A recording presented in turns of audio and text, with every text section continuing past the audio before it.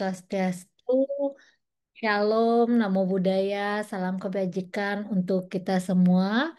Yang terhormat Ketua ICMA Bapak Raffles Ginting SEMAK, yang kami hormati Ibu narasumber, moderator, pembaca doa, panitia, serta seluruh peserta webinar yang kami banggakan. Selamat datang dalam kegiatan webinar dengan tema Scopus Q1 Inisiatif Cerdas untuk Mempermudah Publikasi di Jurnal Scopus. Perkenalkan saya Niputu Ari Aryawati yang akan memandu jalannya kegiatan hari ini. Kegiatan ini diselenggarakan oleh ICMA, Ikatan Cendekiawan Muda Akuntansi, dan diharapkan dapat menjadi ruang inspiratif untuk meningkatkan kualitas dan kuantitas publikasi ilmiah kita semua. Marilah kita buka acara ini dengan mengucapkan syukur kehadirat Tuhan Yang Maha Esa. Semoga kegiatan ini dapat berjalan dengan lancar dan juga memberikan manfaat bagi kita semua. Acara selanjutnya adalah menyanyikan lagu kebangsaan Indonesia Raya. Kepada operator, dipersilahkan.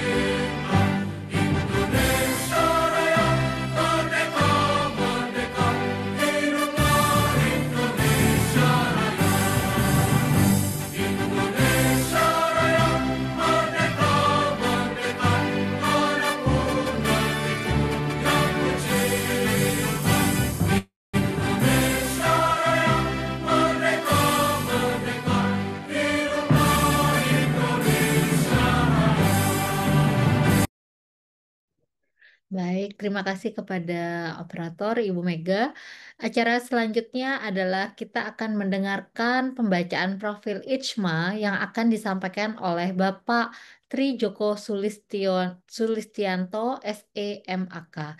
Kepada Bapak Tri Joko, waktu dan layar kami persilahkan.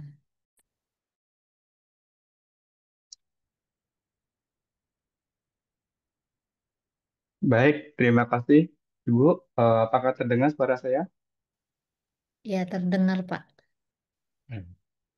Baik, Bapak Ibu sekalian, perkenalkan nama saya Tri Joko Sulistianto. Saya di ISMA sebagai Sekretaris 3. Di sini saya akan membacakan terkait dengan ISMA Profile, Oke, Ikatan Cendekiawan Muda Akuntansi. Oke, berikut merupakan sambutan dari Ketua Umum ISMA. Kita bisa melihat bersama-sama di layar. Oke, inti di sini adalah ISMA. Oke, ini terkait dengan timelinenya. Awalnya mulai dari 2018 di bulan April terjadi perbincangan sederhana dari beberapa dosen muda akuntansi. Kemudian Mei melakukan pembuatan grup di WA. Kemudian di tahun 2021 bulan Maret baru ada ide gagasan mengenai pendirikan organisasi. Di bulan April perekrutan anggota dan DPN serta Dewan Eksekutif SMA. Di bulan Juli melakukan pendatangan akta notaris secara legal.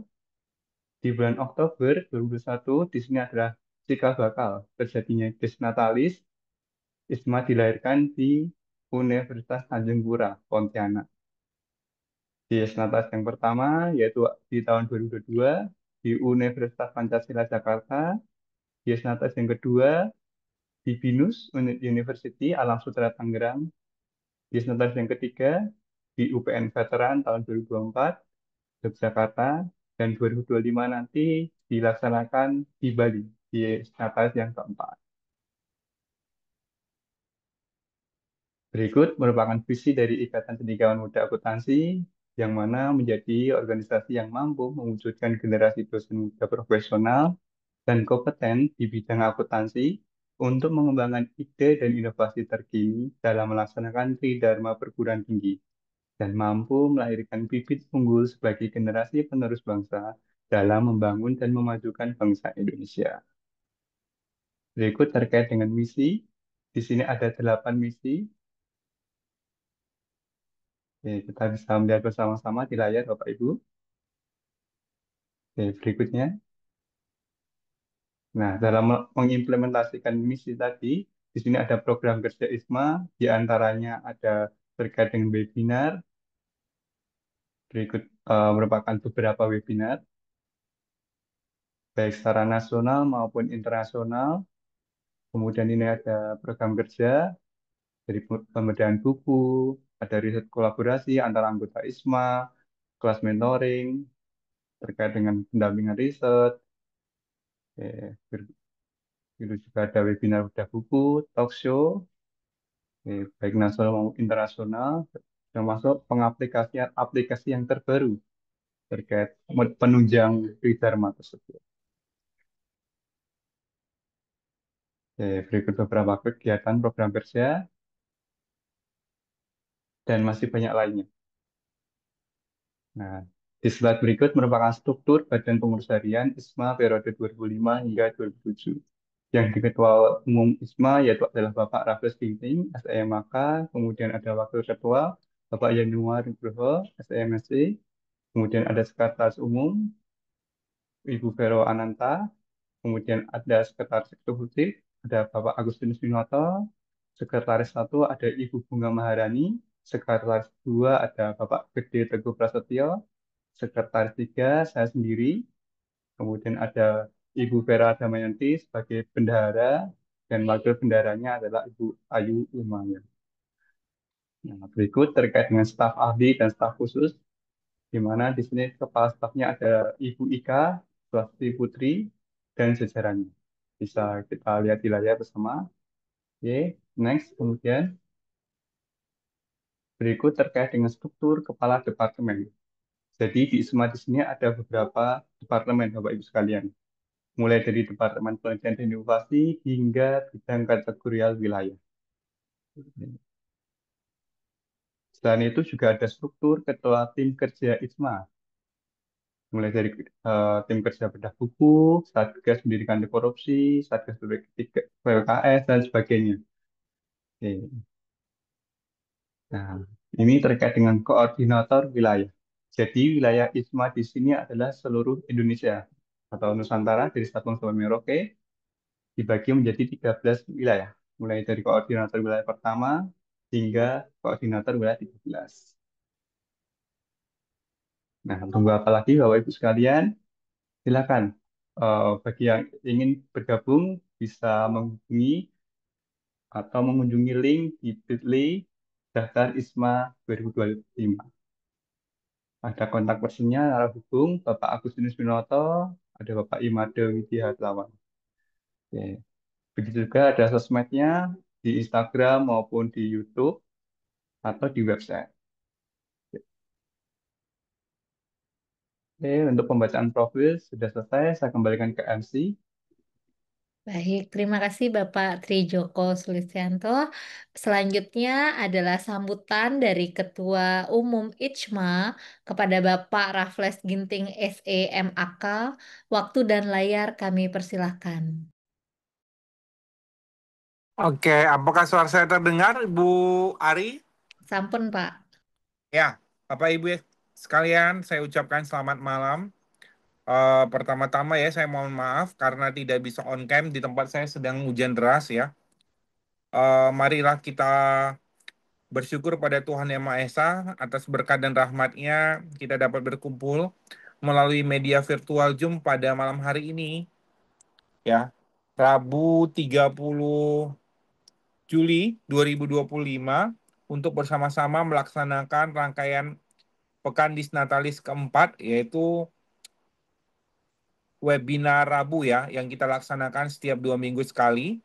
Pada Rabu kali ini dengan topik yang sangat menarik ya Bapak Ibu ya. Topiknya berkaitan dengan Scopus Q1 Inisiatif Cerdas untuk mempermudah publikasi di jurnal Scopus. Saya ucapkan terima kasih kepada pemateri kita yang luar biasa, pada Ibu Dr. Astrid Maharani, dan kepada moderator kita, beserta seluruh petugas dan panitia yang sudah mempersiapkan kegiatan pada malam hari ini dengan sangat baik. Bapak Ibu yang terkasih, seperti yang kita ketahui bahwa ISMA terus berkonsisten untuk melahirkan program-program yang berkualitas, salah satunya di bidang penelitian dan publikasi. Nah, kalau kita berbicara mengenai publikasi ya, maka saya rasa setiap dosen ya atau setiap peneliti pasti ingin menempati posisi yang paling atas, sebenarnya seperti itu ya. Kalau di Sinta internasional, kalau di nasional ya pasti pengennya Sinta 1 atau Sinta 2.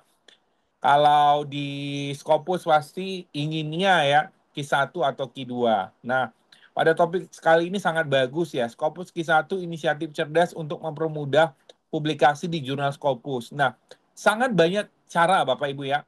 Sangat banyak strategi bagaimana kita bisa tembus di jurnal Scopus ya. Hari ini akan diajarkan oleh pemateri kita yang sangat luar biasa bagaimana strategi cerdas dalam mempermudah publikasi di jurnal Scopus. Jadi untuk dapat sampai ya ke tahapan publikasi Scopus bukan harus hanya ada uang ya. Jadi hanya ada ketika kita punya uang tapi paper kita tidak berkualitas, tentu tidak akan bisa juga diterima seperti itu. Karena banyak juga jurnal-jurnal ya di Scopus Q1 yang gratis ya. Dalam arti ada juga yang free ya, yang kita tidak perlu bayar ya. Tentunya pasti kualitasnya harus bagus ya, harus memenuhi standarnya Scopus ya. Kira-kira seperti itu. Nah, hari ini kita akan belajar bagaimana strategi cerdas untuk mempermudah publikasi di jurnal Scopus. Harapannya dengan materi yang disampaikan pada malam hari ini, Bapak Ibu ya, nantinya setelah selesai kegiatan ini dapat memahami teknik-teknik dan strategi ya agar artikel yang sudah Bapak Ibu tulis nanti dapat publikasi di jurnal Scopus Q1 ya dengan gampang ya. Bagaimana tekniknya nanti akan dibahas oleh pemateri yang sangat luar biasa. Itu saja yang dapat saya sampaikan. Akhir kata kegiatan pada malam akhir ya. Kegiatan pada malam hari ini saya buka ya dengan topik Scopus Q1 Inisiatif Cerdas untuk mempermudah publikasi di jurnal Scopus. Saya kembalikan kepada Ibu Ari selaku MC pada malam hari ini. Baik, terima kasih kepada Bapak Raffles Ginting SEMAK atas sambutannya. Acara selanjutnya adalah pembacaan doa yang akan dipimpin oleh Bapak Fatur Rahman SEMSAK. Kepada beliau kami persilahkan. Baik, terima kasih atas waktunya. Bapak Ibu yang saya hormati, pada kesempatan ini izinkan saya untuk memandu doa sesuai dengan keyakinan agama Islam. Bagi Bapak Ibu yang menganut agama lain agar dapat menyesuaikan.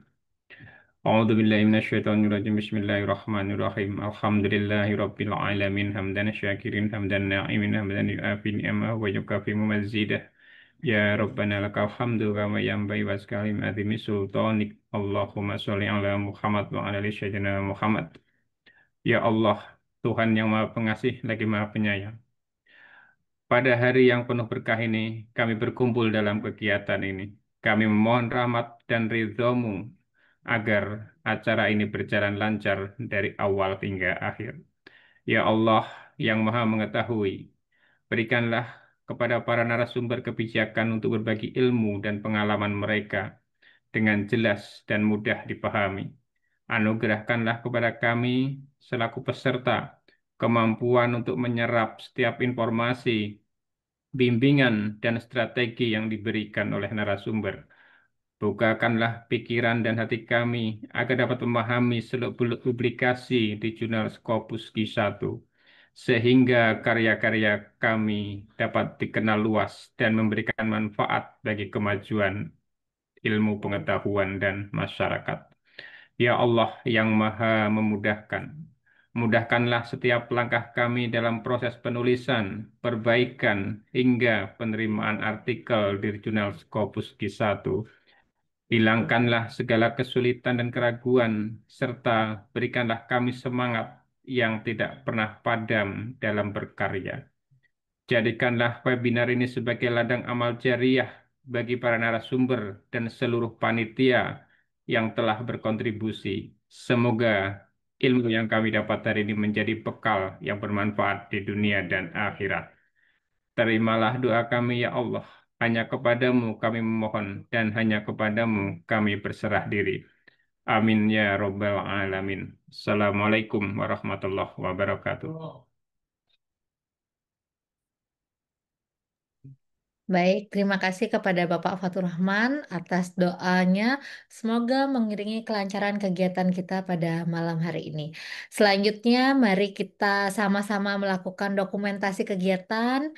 Kami mohonkan kepada seluruh peserta untuk dapat menyalakan kamera untuk sesi foto bersama. Kami mohonkan untuk operator untuk membantu pengambilan dokumentasi. Baik, Bu Ari. Baik, Bapak Ibu. Ini terdiri dari 2 slide.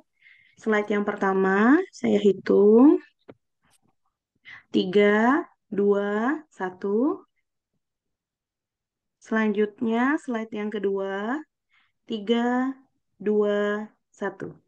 Baik, saya kembalikan kepada Ibu Ari. Baik, terima kasih Ibu Mega. Selanjutnya adalah pembacaan terkait tata tertib nggih Bapak Ibu sebelum kita mulai untuk melakukan webinar. Izinkan saya untuk share screen terlebih dahulu. Baik, berikut tata tertib webinar IJMA dengan tema Scopus Q1 Inisiatif Cerdas untuk Mempermudah Publikasi di Jurnal Scopus. Pak, yang dilaksanakan pada hari ini Rabu 30 Juli 2025 melalui platform Zoom Meeting di mana terdapat ketentuan umum untuk para peserta. Yang pertama, di mana peserta wajib untuk melakukan registrasi melalui link pendaftaran yang disediakan oleh panitia. Kemudian link Zoom atau platform lainnya hanya dibagikan kepada peserta yang terdaftar. Peserta diminta untuk masuk ke ruang virtual maksimal 15 menit sebelum acara dimulai. Kemudian peserta disarankan masuk ke ruang virtual 10-15 menit sebelum acara dimulai.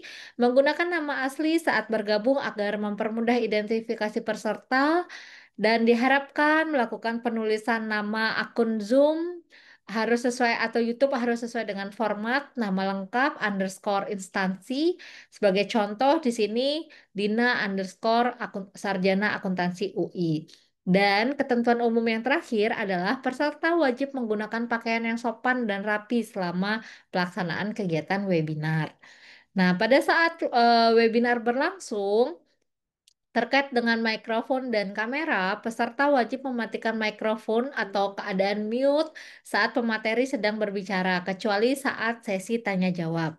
Yang kedua, peserta tidak diperkenankan untuk membagikan screen atau mengganggu jalannya webinar tanpa izin host atau panitia. Dan juga yang terakhir adalah kamera boleh diaktifkan bila memungkinkan dengan latar dan penampilan yang pantas. Terkait etika, kami mengharapkan seluruh peserta untuk menggunakan bahasa yang baik, sopan, dan profesional dalam chat box atau saat berbicara. Peserta diperbolehkan mengajukan pertanyaan melalui fitur chat atau fitur raise hand sesuai dengan arahan moderator, dan juga peserta diharapkan menghindari untuk mengganggu jalannya webinar dengan mengirimkan komentar atau pertanyaan yang tidak relevan. Terkait dengan kebijakan keamanan dan privasi, seluruh peserta dilarang untuk menyebarkan link Zoom kepada pihak lain tanpa seizin panitia dan juga dilarang merekam ulang tanpa seizin panitia. Terkait dokumentasi dan rekaman, webinar ini akan direkam untuk dokumentasi dan kebutuhan evaluasi. Dengan mengikuti webinar, peserta dianggap telah memberikan izin untuk didokumentasikan. Terkait sertifikat dan absensi, sertifikat hanya diberikan kepada peserta yang pertama telah mengisi form pendaftaran dan absensi kehadiran, yang kedua mengikuti minimal 80% dari durasi kegiatan, dan juga yang ketiga mengisi formulir evaluasi di akhir acara. Yang kedua, link absensi akan dibagikan oleh panitia saat sesi berlangsung, tidak dikirimkan ulang. Sertifikat dikirim melalui WA grup peserta dalam waktu maksimal H plus 14 hari kerja setelah acara selesai, dan juga ketentuan sertifikat lebih lanjut akan disesuaikan dengan ketentuan panitia. Terkait dengan sanksi, peserta yang melanggar tata tertib akan dikenakan sanksi berupa dikeluarkan dari ruang webinar oleh host atau panitia, tidak mendapatkan sertifikat partisipasi, dan juga akan diblokir dari kegiatan IJMA selanjutnya. Nah, untuk kontak panitia, apabila terjadi kendala teknis, silahkan menghubungi panitia di email pekanwebinarrabu@gmail.com dengan nomor HP atau nomor WhatsApp Humas di 085727228141 atas nama Bapak Tri Joko Sulistianto. Berikut selanjutnya, sebelum kita masuk ke dalam sesi yang ditunggu-tunggu, yaitu sesi pemateri, izinkan saya untuk membacakan kurikulum vitae dari moderator kita yang sangat luar biasa, Bapak Ibu. Di sini beliau Bapak Muhammad Ilyas Junjunan. Beliau sudah memiliki Web of Science ID, Orchid ID, dan Sinta ID. Itu berarti beliau sudah publikasi nggak Bapak Ibu ya. Yang dimana alamat email beliau Bapak Ibu bisa lihat di mig@winsa.ac.id, di mana beliau merupakan pengajar di program studi akuntansi Fakultas Ekonomi dan Bisnis Islam Universitas Islam Negeri atau UIN Sunan Ampel Surabaya. Beliau memperoleh gelar MA di tahun 2018 di bidang akuntansi manajemen dari Universitas Airlangga. Dan juga untuk sarjana beliau lulus di tahun 2015 di bidang akuntansi pada Universitas Muhammadiyah Sidoarjo. Saat ini Pak Muhammad Ilyas Junjunan merupakan salah satu mahasiswa doktor di Universitas Airlangga Surabaya. Adapun fokus penelitian beliau adalah terkait dengan tata kelola perusahaan, akuntansi manajemen, biaya strategik, akuntansi pendidikan, dan juga akuntansi sosial. Saat ini beliau mengajarkan akuntansi manajemen, akuntansi biaya, penganggaran, teori akuntansi, dan juga metodologi penelitian akuntansi serta statistika. Untuk pekerjaan sekarang, seperti yang tadi saya sudah sampaikan, beliau seorang dosen akuntansi dan juga di sini memiliki tugas tambahan sebagai sekretaris jurusan dan juga gugus kendali mutu di Fakultas Ekonomi dan Bisnis Islam UIN Sunan Ampel Surabaya. Selain itu juga beliau selain aktif menjadi dosen, Bapak Ibu, beliau juga menjadi editor dan reviewer di Jurnal Akuntansi Integratif itu Sinta 3, editor di Journal of Accounting and Financial Issues itu Sinta 5, dan reviewer di Jurnal Terindeks Sinta. Pengalaman kerja ini banyak sekali Bapak Ibu, dan untuk saat ini beliau menjadi bendahara di Badan Usaha Milik Desa Terampil Sejahtera Kebonsari, ke dosen luar biasa di UT, dan juga sebelumnya beliau sempat menjadi dosen luar biasa di alma mater ya, di alma maternya saat S1. Nah, kemudian di sini banyak sekali karya ilmiah beliau sangat luar biasa dan sudah terpublikasi di jurnal-jurnal bereputasi Sinta, dan juga eh, apa ya Selain penelitian, beliau juga aktif melakukan publikasi terkait dengan pengabdian kepada masyarakat. Oke, tanpa berpanjang kembali, mungkin saya serahkan kepada moderator kita yang luar biasa, Bapak Muhammad Ilyas Junjunan, untuk memandu kegiatan yang akan disampaikan oleh narasumber kita yang sangat luar biasa. Kepada Bapak Muhammad Ilyas Junjunan, kami persilahkan. Baik, terima kasih banyak Ibu Ari atas kesempatannya. Sebelumnya, apakah suara saya terdengar dengan jelas, Bu Ari? Oke, terdengar dengan jelas. Baik, Bismillahirrahmanirrahim. Assalamualaikum warahmatullahi wabarakatuh. Selamat malam semuanya, salam sejahtera bagi kita semuanya. Uh, kita berjumpa lagi begitu ya di agenda rutin IJMA di hari Rabu ini. Dan saya sapa untuk narasumber utama kita sudah hadir Ibu Dr. Astrid Maharani. Ah, halo Ibu Astrid, apa kabar Ibu? Baik, selamat malam Bapak Muhammad Ya, Ilyas Junjungan. Seperti di Javu ya, kita pernah seperti ini juga di acara sebelah ya Pak ya. iya Ibu, ketemu lagi di momen dan tema yang berbeda tentunya. Bu. Baik Bapak Ibu semuanya, Alhamdulillah sudah hadir di tengah-tengah kita narasumber yang luar biasa ya menurut saya dan relevan dengan tema pada malam hari ini yaitu Scopus Q1 ya, bukan QI itu Q1, inisiatif cerdas untuk mempermudah publikasi di jurnal Scopus. Nah, nanti apa saja kiat-kiatnya nanti bisa dijelaskan secara detail oleh Ibu Dr. Astrid Maharani. Namun sebelumnya saya ingin membacakan kurikulum vitae dari narasumber kita. Izinkan saya share screen. Uh,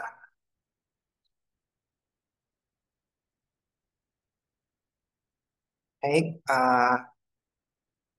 ini adalah kurikulum vitae dari narasumber kita pada malam hari ini. Nama Dr. Astrid Maharani, SEM akun JSRS, JSRA, JSB, JRA, merupakan dosen tetap di Universitas Muhammadiyah Jember yang uh, di bidang akuntansi ya, khususnya di sustainability reporting, manajemen risiko dan pemberdayaan masyarakat.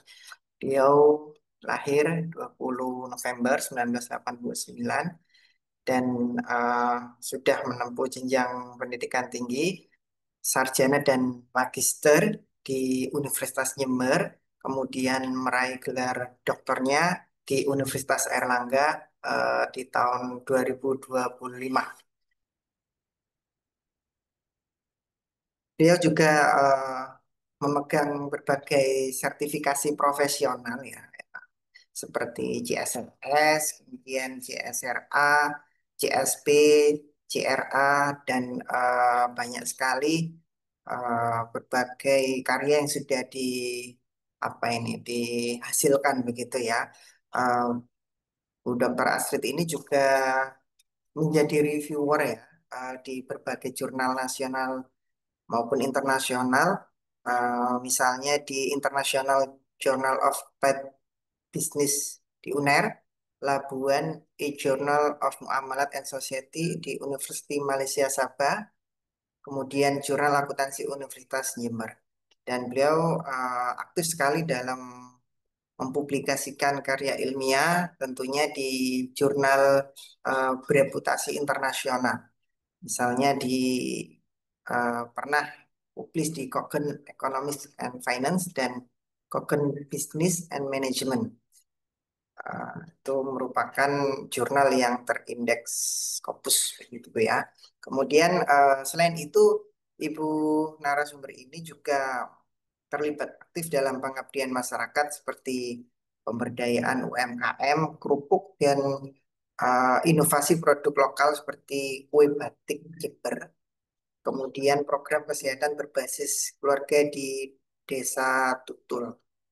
Eh, Kemudian Bu Street ini juga pernah gitu mewakili Indonesia di forum-forum akademik internasional seperti di simposium ya, simposium di Australia tahun 2023, kemudian eh, pernah juga melakukan conference di Thailand pada 2024 dan eh, terakhir Ibu Dr. Astrid ini juga eh, memiliki penghargaan sebagai award di BPI Kemendikbudristek di tahun 2022 dan menjadi dosen pembimbing juara dalam kompetisi Bursa Efek Indonesia di tahun 2018.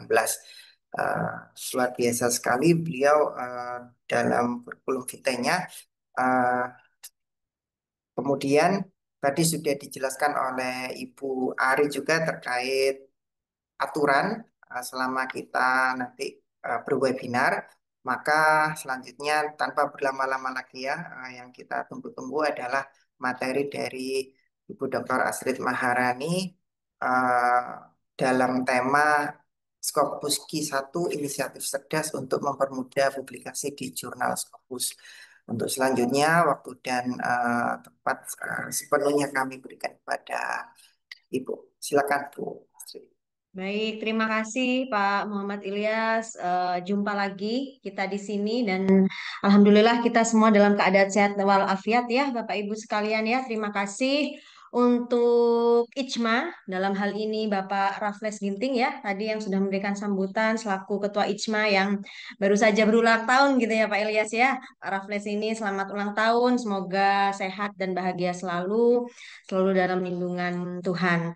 Kemudian Bapak Ibu sekalian perkenalkan nama saya Astrid Maharani, saya adalah dosen Universitas Muhammadiyah Jember yang saat ini berkesempatan untuk sharing gitu ya Bapak Ibu ya, sharing informasi terkait inisiatif cerdas untuk mempermudah publikasi di jurnal Scopus. Jadi kalau tadi dibacakan CV gitu ya, bahwa saya pernah mempublikasikan jurnal ilmiah di Q2 gitu ya.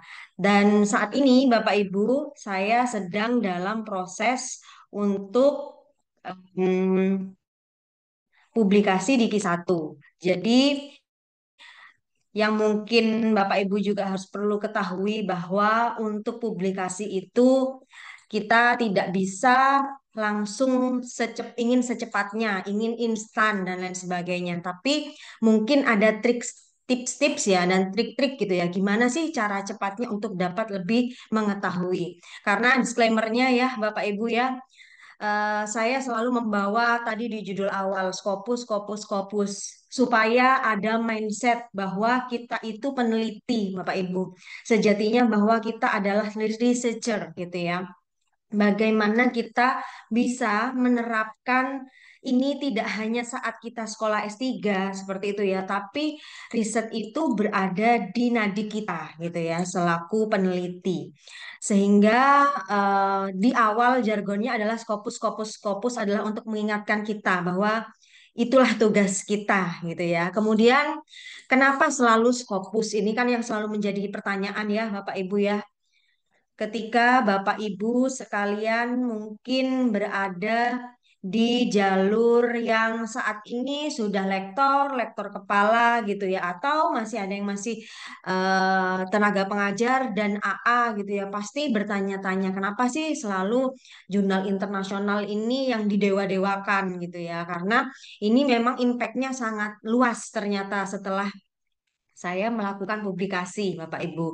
Jadi, yang disclaimer pertama adalah setiap publikasi itu dengan perjuangannya masing-masing, gitu ya. Bapak Ibu, percayalah bahwa jangan membandingkan bagaimana publikasi kita prosesnya dengan publikasi orang lain, gitu ya. Tapi bagaimana kita berproses dan bersungguh-sungguh di dalam setiap publikasi itulah integritas, gitu ya, Bapak Ibu ya. Kemudian kalau misalnya saya memperlihatkan dashboard dari Scopus saya, ada dua jurnal yang memiliki proses yang berbeda, Bapak Ibu. Yang satu dengan proses 3 bulan itu sudah publish, yang satu dengan proses 8 bulan baru bisa publish. Proses 8 bulan itu dengan 4 kali revisi, kembali, balik lagi, kembali, merevisi lagi. Nah, sehingga nilai plus dari keduanya adalah profil di Sinta. Ya, Bapak Ibu ya, profil di Sinta itu memang akhirnya Sinta score overall itu bisa mengalami kenaikan gitu ya. Sinta skor mengalami kenaikan apa dampaknya Bapak Ibu yang saat ini sekarang juga mungkin sedang mengakses gitu ya dana-dana dari Kemdikbudristek mungkin merasakan ya kenapa Sinta Score overall, Sinta Score 3 years itu menjadi sebuah hal yang diperhatikan oleh Kemdikbud Kemdikbud Saintek ya, Dikti Saintek gitu ya. Kenapa harus Sinta Score dan lain sebagainya. Nah, inilah yang perlu kita usahakan bersama Bapak Ibu bagaimana untuk menaikkan hal tersebut. Salah satunya adalah dengan melakukan publikasi jurnal internasional seperti itu ya.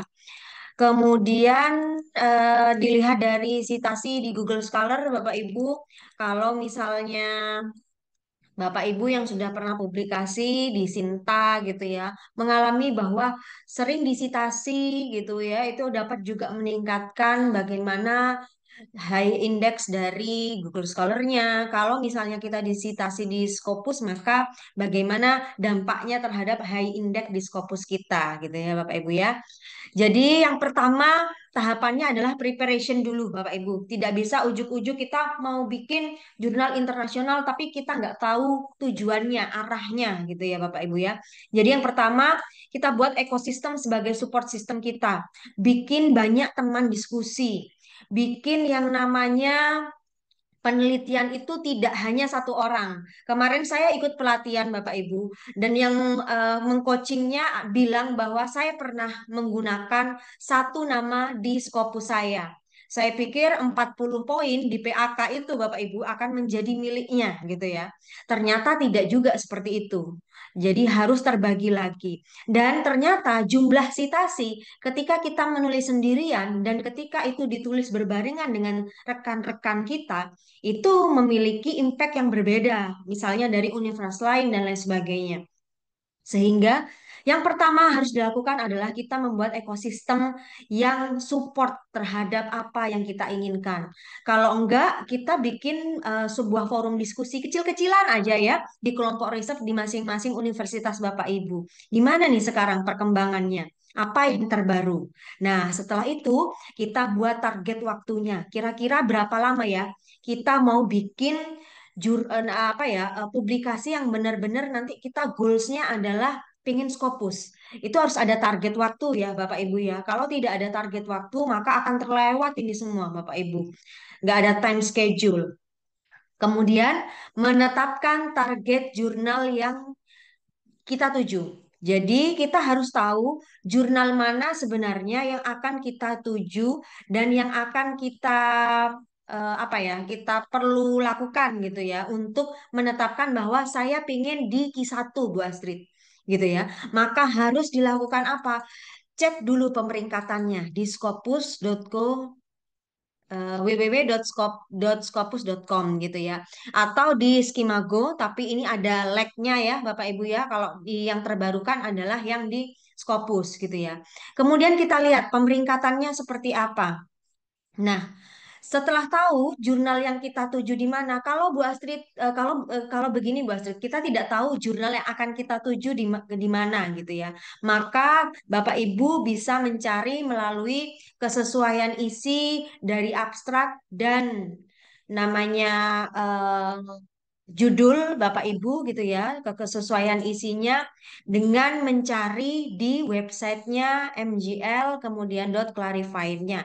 Ini Bapak Ibu bisa memasukkan abstrak dan judulnya dan nanti akan dimasukkan kira-kira jurnal apa yang sesuai dengan tipologi dari penulisan Bapak Ibu. Tapi Bapak Ibu ya, dari yang pengalaman saya Bapak Ibu ya, cara paling mudah untuk mendapatkan kira-kira saya mau publish di mana gitu ya. Yang paling rasional menurut saya adalah dengan melakukan pengecekan publikasi Scopus Google Scholar dosen pembimbing atau teman dosen yang mempunyai publikasi yang banyak. Kita tentu punya banyak teman ya Bapak Ibu ya yang oh ini Scopusnya sudah banyak gitu ya. Nah, kita cari. Salah satunya adalah saya mencari punya Prof. Iman Harimawan. Ini adalah dosen dari Universitas Erlangga yang mempunyai Scopus sudah cukup banyak dan ratusan gitu ya. Dan salah satu yang menarik adalah saya mencoba bahwa beliau pernah publikasi di Coggan Business and Management. Saya buka lah. Oh, setelah itu saya lihat di Coggan-nya. Bagaimana kira-kira ke acceptance rates ya, atau acceptance rates dari jurnal tersebut gitu ya. Bagaimana perbandingannya dengan jurnal-jurnal lain sekiranya itu masuk di logika kita gitu ya Bapak Ibu ya. Sekiranya oh iyalah untuk first time oke lah. Tapi untuk yang second kita mungkin bisa mencari alternatif yang lain dengan banyak sekali apa ya referensi yang berasal dari teman dosen atau dosen-dosen pembimbing kita gitu ya. Sehingga selanjutnya adalah tetapkan budget APC dan proofread. Bapak Ibu, seseorang yang menjadi coach ya, salah satunya adalah dosen dari Universitas Muhammadiyah Yogyakarta, pernah berkata kepada saya bahwa saya ini Inggrisnya lumayan Bu Astrid, tapi selumayan-lumayan saya menggunakan bahasa Inggris, saya masih harus tetap membutuhkan yang namanya proofreader karena akan membaca, oh kira-kira bisa keterbacaannya seperti apa. Kemudian dari sisi pandang apa ya, dari sisi pandang penggunaan istilah dan lain sebagainya sudah betul atau tidak. Sehingga saya pun Bapak Ibu menggunakan dua aplikasi ini untuk proofread. Apakah berbayar Bu Astrid? Iya. Apakah ada yang tidak berbayar Bu Astrid? Ada. Beberapa mungkin Bapak Ibu bisa ya searching gitu ya proofreader yang gratis. Tapi saya karena saat itu ingin bersungguh-sungguh ya untuk mata kuliah saya bahwa saya harus melakukan proofread dengan benar, maka ini adalah proofreader yang saya gunakan gitu ya. Ada juga yang menggunakan Prosematic juga saya di salah satu jurnal yang Scopus saat sudah publikasi gitu ya. Dan saya juga menggunakan Editech ini sehingga dapat sertifikatnya yang bisa diupload Bapak Ibu ketika nanti Bapak Ibu ingin submit jurnal. Nanti saya jelaskan ya terkait terkait proofread ini. Kemudian, Bapak Ibu juga harus memastikan APC-nya ya, Bapak Ibu ya. Jadi, tetapkan dulu bahwa budgetnya berapa nih ya. Apakah Bapak Ibu ingin yang free? Oke, kita cari yang free. Jurnal-jurnal yang APC-nya no APC gitu ya. Tetapi ketika Bapak Ibu misalnya nggak apa-apa, berbayar karena di cover oleh universitas, karena di cover oleh beasiswa, maka oke, ditetapkan budgetnya yang sekian. Tetapkan itu semuanya, tetapkan bagaimana proses Bapak Ibu pengolahan data, pengambilan data, dan lain sebagainya, juga proofread-nya. Itu harus kita perhitungkan. Jangan sampai Bapak Ibu berhenti di tengah jalan karena kendala tidak memperhitungkan apa biaya-biaya yang terkandung di dalam Scopus itu sendiri gitu ya Bapak Ibu ya. Kemudian yang terakhir adalah siapkan paper versi PP terbaik ya, versi kita yang sesuai dengan template jurnal. Bapak Ibu, banyak jurnal-jurnal Scopus yang memang membuat akhirnya seperti ini. Tidak ada template gitu ya. Tidak ada template dalam publikasi penelitian di jurnal ini gitu ya. Tapi Bapak Ibu yang harus diingat bahwa ketika dibilangnya nggak ada template di jurnal tersebut, maka Bapak Ibu hanya tinggal melihat publikasi terakhir di jurnal tersebut yang kira-kira penataannya seperti itu kita contoh gitu ya. Bagaimana akhirnya kita menemukan template target jurnal itu berdasarkan dari jurnal yang baru terpublikasikan dari jurnal tersebut gitu ya, Bapak Ibu ya. Jadi em, instruksinya adalah untuk melihat jurnal yang sudah publish di jurnal tersebut gitu ya. Itu adalah paper template target jurnalnya harus seperti itu. Kemudian versi terbaik, kenapa saya bilang versi terbaik ya Bapak Ibu ya? Karena harus ada effort lebih ketika Bapak Ibu memang ingin Scopus, ingin jurnal internasional. Kalau jurnal internasional maka harus bagaimana isiannya, skalanya gitu ya. Maka yang harus diperhatikan juga adalah research paper structure-nya ya. Yang pertama ini sudah menjadi halayak ramai ya, sudah paham pasti ya. Titel nggak boleh panjang-panjang, kurang dari 15 kata ya Bapak Ibu ya. Silahkan Bapak Ibu sesuaikan buat semenarik mungkin. Biasanya titel itu sekarang semakin kreatif dengan membuat dari sisi pertanyaan bukan pernyataan gitu ya Bapak Ibu ya. Kemudian abstrak. Abstrak untuk jurnal-jurnal Emerald itu jurnal Emerald biasanya sudah punya struktur tersendiri ketika upload ya Bapak Ibu ya. Maka itu harus diikutin gitu ya. Kalau misalnya tidak ada, maka abstraknya disesuaikan juga dengan yang sudah publikasi di sebelumnya yang di jurnal tersebut ya.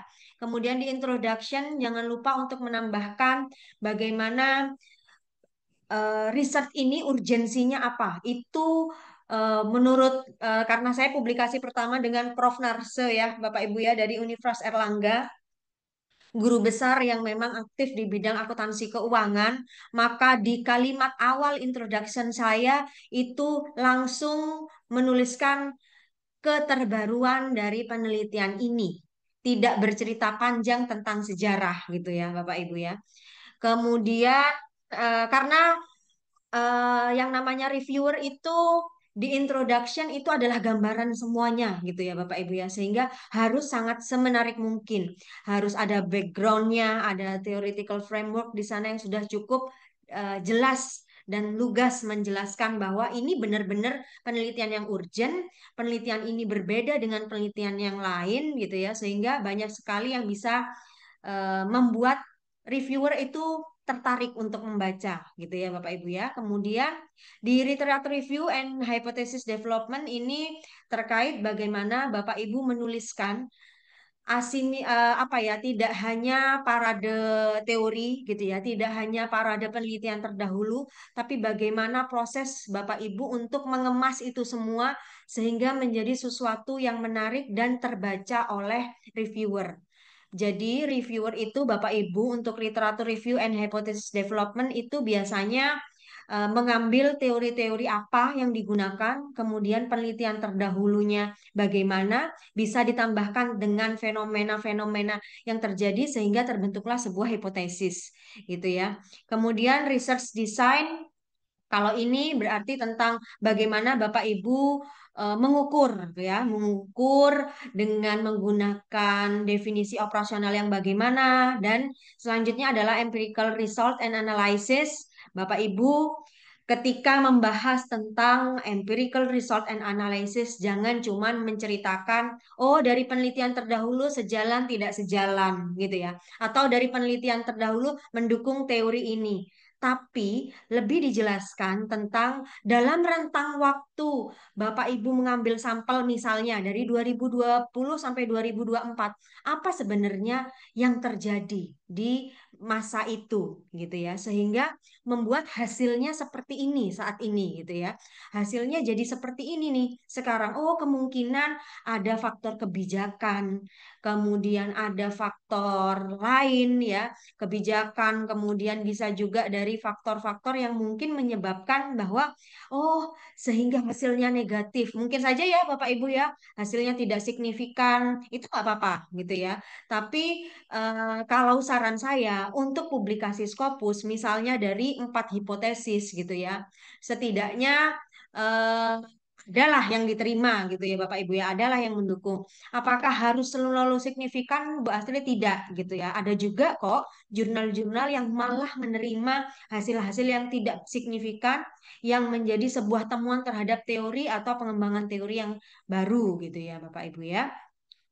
Kemudian summary and conclusion ya, ini terkait bagaimana kontribusi penelitian ini baik dari sisi teoritis dan praktis gitu ya. Kemudian limitationnya apa, dari penelitian terdahulu dikaitkan dengan future research-nya seperti apa. Jadi harapannya adalah ketika Bapak Ibu membicarakan tentang kelemahan penelitian ini, maka harus ada solusi. Oh, penelitian selanjutnya harus seperti ini. Misalnya ya Bapak Ibu ya, limitation dari penelitian ini adalah menggunakan eh, sebentar. Misalnya penelitian ini hanya menggunakan perusahaan yang bergerak di bidang perbankan, katakanlah seperti itu ya Bapak Ibu ya. Maka penelitian selanjutnya diharapkan untuk memperluas karena mungkin cakupannya dan lain sebagainya selain perusahaan perbankan. Nah, seperti itu. Jadi ada kaitan antara limitation dan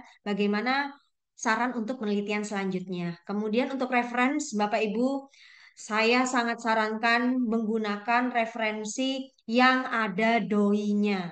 Ya, Bapak Ibu ya. Jadi kalau nanti masuk sudah di proses tahapan, maka yang dicek selanjutnya adalah bagaimana referensi Bapak Ibu gunakan yang Bapak Ibu gunakan ya. Paling tidak kalau itu bukan teori yang lama, berarti paling tidak 5 tahun yang terbaru.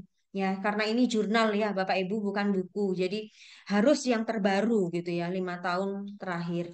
Jadi seperti itu. Kemudian, nah setelah kita membuat paper, mempersiapkan gitu ya, tahapan sebelum membuat paper. Kemudian bagaimana tahap membuat papernya gitu ya. Yang selanjutnya adalah bagaimana Bapak Ibu mengupload papernya. Ya, saya pernah bertemu teman saya, Bapak Ibu, sama-sama rekan dosen. Mungkin apa ya Bapak Ibu ya, karena bingung, maka beliau itu hanya mengirimkan satu file saja jadi satu gitu ya. Diupload, saya sudah ngupload di Scopus Bu Astrid, tapi di reject katanya gitu. Kenapa Bu di rejectnya? Saya buka lah apa sih sebenarnya yang diupload gitu ya. Ternyata hanya satu file saja Bapak Ibu. Hanya satu file saja berupa paper yang berisikan rincian tabel itu masuk di dalamnya. Padahal Bapak Ibu, kalau kita melihat dari yang namanya seni untuk upload paper itu adalah seni untuk memperhatikan ya Bapak Ibu ya, apa yang diminta dan apa yang harus kita penuhi Bapak Ibu. Jadi, yang pertama yang harus dilihat adalah bagaimana memisahkan figur ya, kemudian tabelnya itu dipisahkan Bapak Ibu. Satu persatu dipisahkan. Kemudian seperti yang tadi ya Bapak Ibu ya, misalnya Bapak Ibu menggunakan proofreader yang itu mendapatkan lisensi atau mendapatkan sertifikat gitu ya, maka Bapak Ibu bisa menambahkan sebagai supplementary material not for review atau kalau misalnya dibutuhkan memang diminta oleh mereka tampilkan Turnitin misalnya kayak gitu. Nah, itu bisa Bapak Ibu juga upload berapa jumlah Turnitin ketika Bapak Ibu mengupload ya dan lain sebagainya. Cover letter ya. Bapak Ibu harus mempersiapkan juga cover letter yang sesuai ya, yang sesuai dengan keinginan atau bagaimana sih biasanya gitu ya. Itu harus bertanya memang Bapak Ibu yang bagi yang papernya pernah submit di Emerald misalnya seperti itu atau yang pernah submit di Taylor and Francis, di Wiley, kemudian Sign Direct ya. Banyak hal ya Bapak Ibu ya. Tapi at least cover letter itu adalah wajah kita di awal gitu ya. Bagaimana kita mempromosikan diri kita.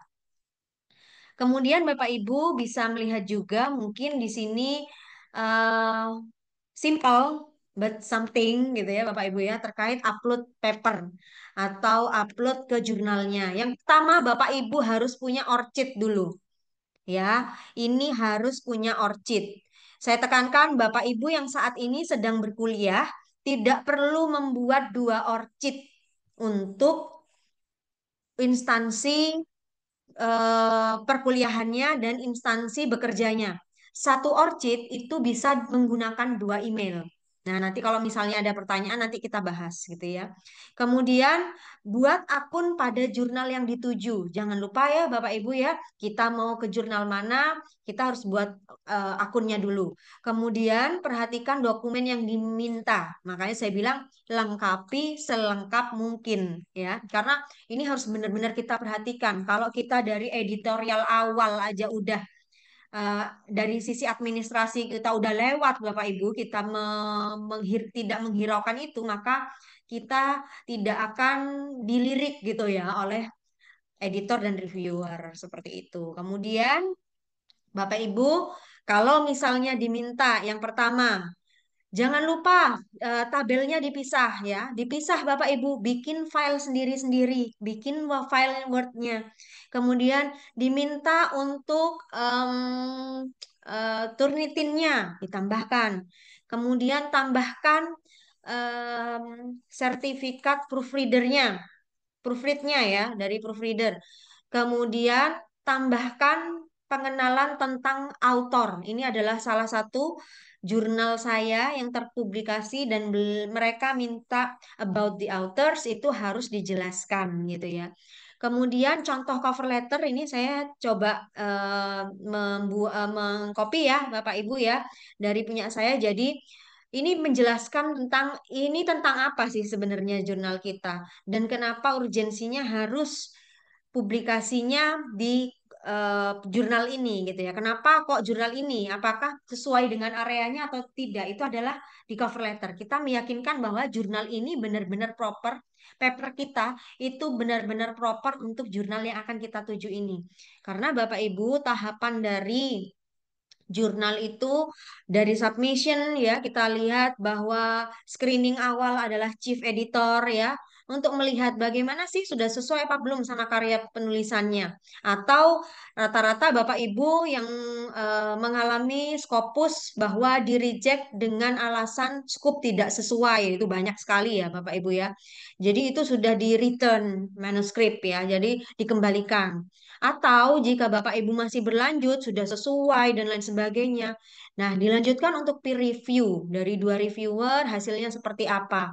Dan saat ini, Bapak Ibu nanti mungkin bisa saya tunjukkan juga ya, Q1 saya. Saya itu sampai 4 reviewer untuk Q1. Jadi 4 reviewer dan dari bulan September 2024 sampai saat ini masih belum ada keputusan dan saya sudah revisi sekian kali gitu ya. Dan apa ya?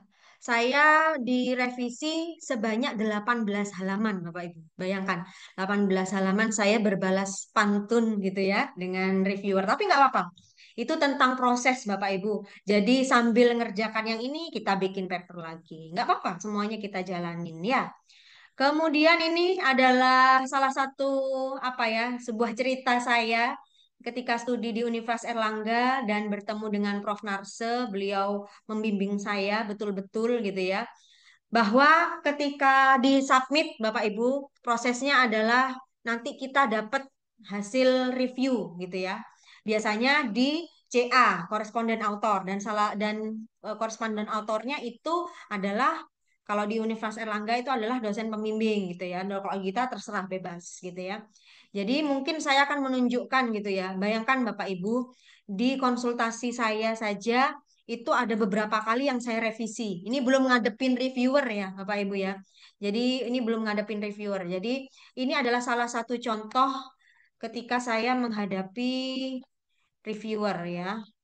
Oh, oke, saya bukakan aja. Gimana kalau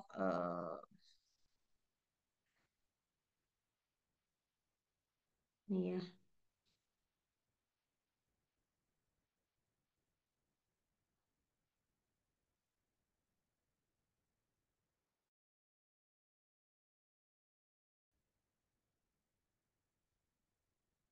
Jadi memang prosesnya Bapak Ibu semuanya itu memang menunggu. Jadi memang sambil menunggu kita harus sambil ngerjain apa gitu ya Bapak Ibu ya sehingga Bapak Ibu bisa melakukan hal-hal yang lebih baik gitu ya untuk publikasi yang lainnya karena ini memang tidak bisa kita tunggu ya Bapak Ibu ya. Sambil jalan kita sambil penelitian-penelitian yang lainnya dengan rekan-rekan dosen yang lain. Sebentar.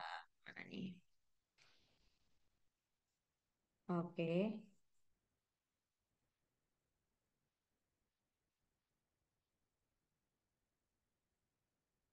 Dan yang menarik adalah ketika saya eh, atau yang terbaru aja ya. Yang terbaru yang Q1 ya Bapak Ibu ya, biar Bapak Ibu lebih bisa punya best practice gitu. Oke, ini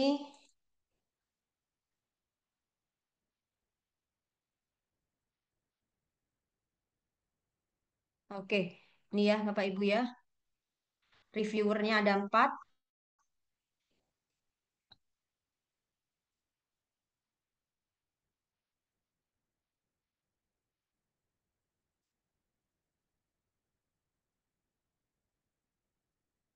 Dan semua file harus diginikan ya Bapak Ibu ya. Misalnya nanti kan ada revisi ya dari reviewer itu nanti akan kita upload lagi tuh satu persatu figurnya kita upload lagi yang revisi.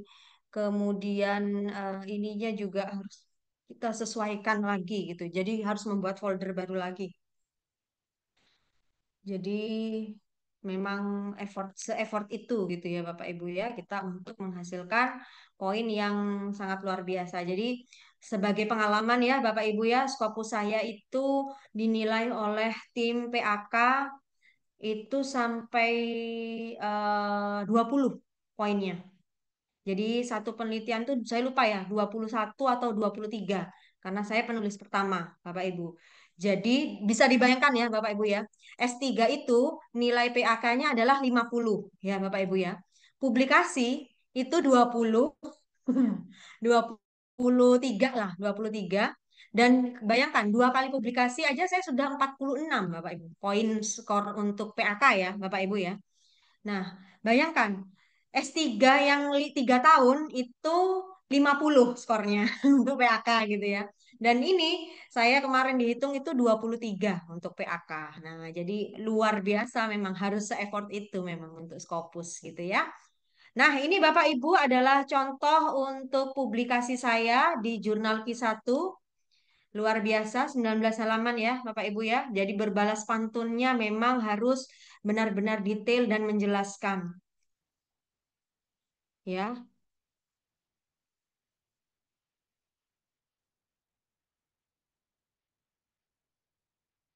Ya, ini dari reviewer 2. Eh, kena reviewer 2 saya agak adem Bapak Ibu. The introduction has been present quite clearly, but adding an explanation of the research gap would be better. Ya, jadi ini langsung harus Bapak Ibu mention. Bapak Ibu itu melakukan perbaikan di mana? Ya, jadi berdasarkan apa namanya ya, masukan dari reviewer gitu ya, kita sudah melakukan tambahan research gap di paragraf berapa di bagian introduction. Harus jelas ya Bapak Ibu ya. Kemudian abstraknya ini harus apa nih? Practical implication should be present in conclusion rather than in abstract ya. Jadi Bapak Ibu harus menambahkan juga abstraknya yang menjelaskan tentang research objektifnya apa. Saya taruh di sini. Lain sekian sampai sekian saya menjelaskan ini. Lain sekian saya sedetail itu gitu ya. Kemudian ketika dia jelaskan ini ya, introduction-nya sudah cukup bagus. Kita juga mengucapkan terima kasih dari apresiasi dari reviewer. Kemudian ini ya harus menjelaskan tentang eh, teori. Kemudian yang menarik itu ini, Bapak Ibu, yang reviewer keempat ya. Ya, seperti ini. Ya, ini ya tabel figurnya harus menjelaskan seperti apa. Benar-benar detail ya. Harus menjelaskan relationship-nya harus ada positif negatifnya. Di figurnya harus seperti apa, tabelnya harus seperti apa. Sedetail itu Bapak Ibu. Jadi memang ini adalah sebuah proses, ya. Nah, di reviewer 4, ya, dia menjelaskan bahwa seharusnya yang dipresentasikan adalah green investment itu sebagai isu yang tentang sosioekonomik gitu ya, development dan lain sebagainya. Ya, jadi harus ditambahkan karena ini kurang mencerminkan dan lain sebagainya ya SDGs-nya. Without clearly demonstrating how green investment impact from value. Jadi terima kasih saya jelaskan di paragraf sekian gitu ya di bagian ini. Jadi harus benar-benar detail. Agak berat ya sebenarnya ya untuk obrolan malam kita ya sebenarnya ya hal-hal seperti ini. Tapi ini sebuah pengalaman. Saya pikir Bapak Ibu juga harus melihat ini. Nah, contohnya ini Bapak Ibu. Ini yang reviewer 4 ya Bapak Ibu ya. Bayangkan dia menjelaskan tentang data dan metodologi yang harus bagaimana. Ini sangat lemah yang punyamu nih. Ya, karena ini seperti ini. Harusnya bagaimana sampel yang awalnya 900 kemudian berubah jadi sekian 191 itu dijelaskan bagaimana. Nah, maka di sini saya langsung jelaskan secara detail Bapak Ibu. Untuk meminimalisir potensi bias, saya melakukan apa? Untuk kemudian membuat merepresentasikan gitu ya tabel sampelnya, saya jelaskan distribusi sampel berdasarkan eh, sampelnya bagaimana, berdasarkan industri seperti apa. Jadi harus sedetail itu memang Bapak Ibu. Kemudian, nah ini ya dia jelaskan bahwa weak implementary power and limited model fit. Nah, nggak apa-apa.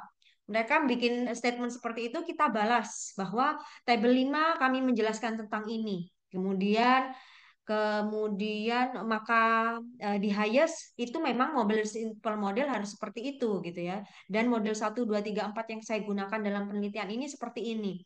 R square-nya kenapa saya bilang itu rendah? Karena mengacu pada penelitian terdahulu seperti ini. Nah, jadi harus ada alasan juga gitu ya Bapak Ibu ya. Kok dibilang R square-nya seperti ini? Kenapa kok bisa R square-nya segini? Atau di run ulang ya dan menambahkan apa perlu menambahkan tahun atau tidak itu proses Bapak Ibu bayangkan ini saya upload kan di 2024 ketika data yang ada masih di 2023 ini saya disuruh menambah data nah ya kita tambahkan datanya jadi berubah sudah tatanannya itu ya Bapak Ibu ya kemudian kita kembali ke PowerPoint-nya bahwa itulah proses dari responding to reviewer comments ya Bapak Ibu ya jadi di sini juga Bapak Ibu nanti akan sampai pada proofread ya. Ini kita buka aja karena ini bagus bahwa ketika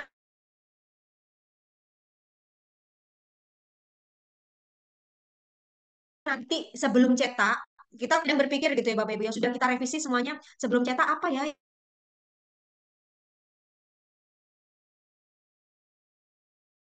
yang harus dilakukan gitu ya. Apakah sudah melalui koresponden author bahwa untuk melihat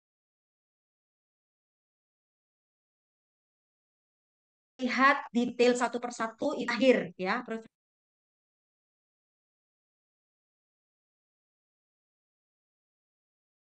akhirnya seperti ini ya Bapak Ibu ya. Ini adalah ajang bagi kita untuk memperbaiki kesalahan-kesalahan yang proses akhir setelah kita paper accepted gitu ya Bapak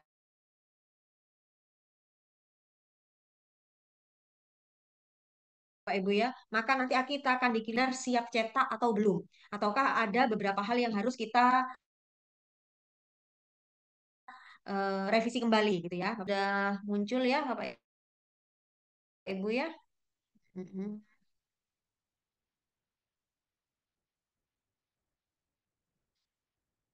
Ya, ini ya Bapak Ibu ya, sudah muncul Pak Ilyas. Iya, sudah Bu, sudah muncul. Nah, ini ya Bapak Ibu ya, saya submitnya itu Desember 2022 dan saya baru diterima di Agustus 2023 gitu ya. Jadi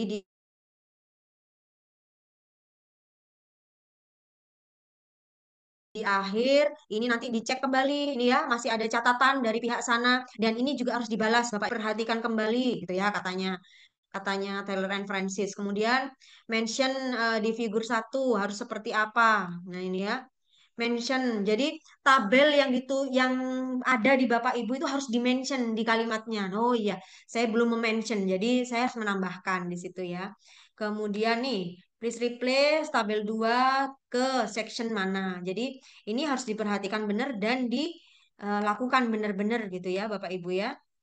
Nah, jadi nah ini harus ada doinya ya yang tadi saya bilang. Kalau misalnya nggak ada doinya atau Bapak Ibu ragu mending dihapus aja.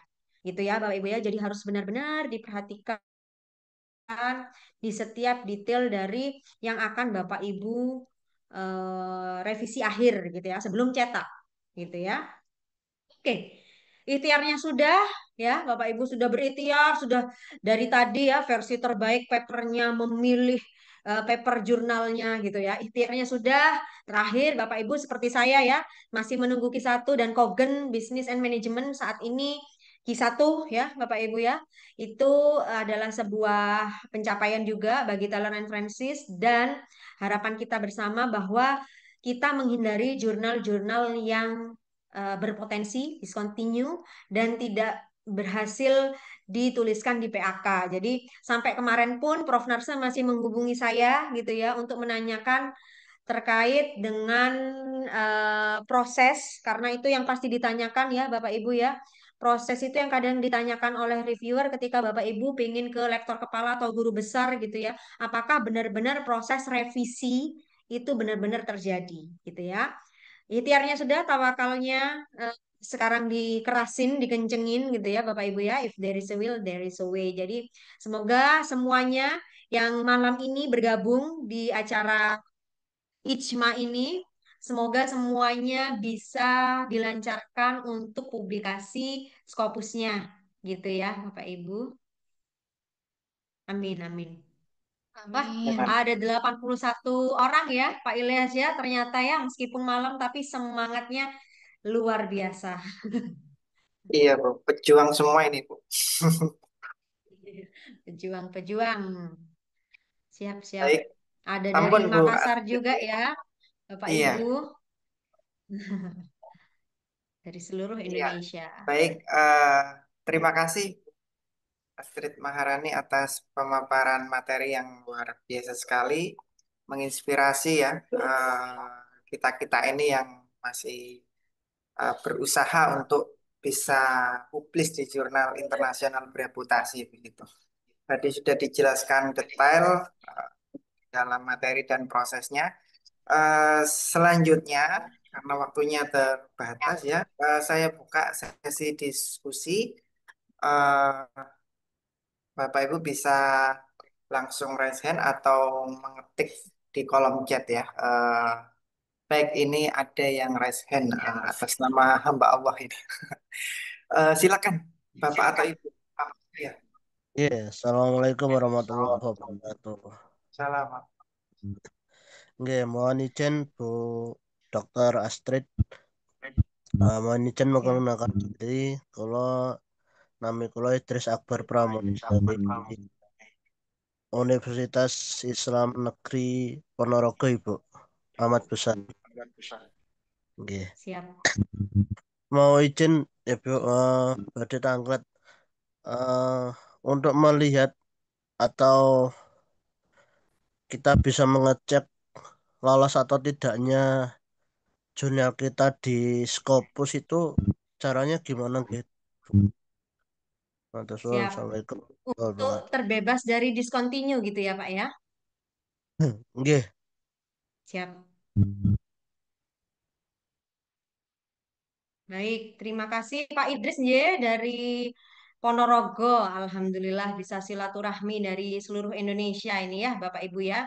Nah, Bapak Ibu untuk melihat jurnal tersebut terindikasi atau boten gitu ya atau tidak gitu ya terhadap jurnal-jurnal yang memang diwaspadai gitu ya. Yang pertama, Bapak Ibu sering-sering membaca regulasi ya, Bapak Ibu ya, seperti MDPI yang sudah tidak diperbolehkan oleh Kemdikbud Saintek gitu ya untuk publikasi kita di sana, maka itu harus dihindarin gitu ya Bapak Ibu ya.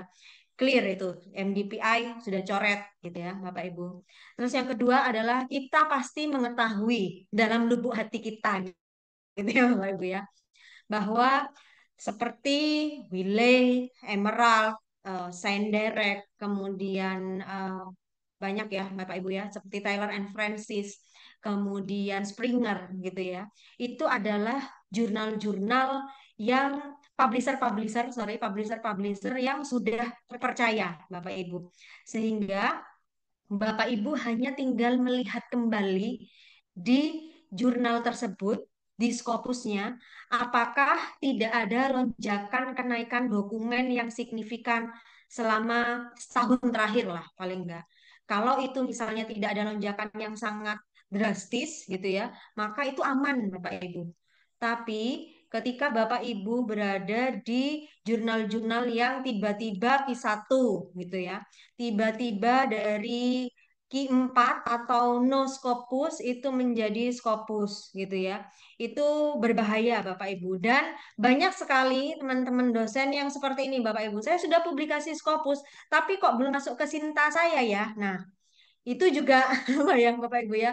Mungkin dari teman-teman yang pernah dengar ceritanya nggak bisa, sudah di WA, sudah di email ke publishernya sudah, tapi nggak bisa katanya masuk. Nah, itu harus dipaspadai juga untuk dihindari ya Bapak Ibu ya. Ketika kita mendengar dari teman, maka itu dihindari saja. Dan ya sering-sering cek Scopus Bapak ya. Sering-sering cek Scopus bahwa jurnal tersebut tidak terindikasi predatory dilihat dari track Scopusnya. Seperti itu. Mungkin itu ya Pak Ilyas. Baik, terima kasih Bu atas penjelasannya. Baik, ada lagi Bapak Ibu. Ini ada yang chat di kolom chat atas nama Pak Ahmad Falah.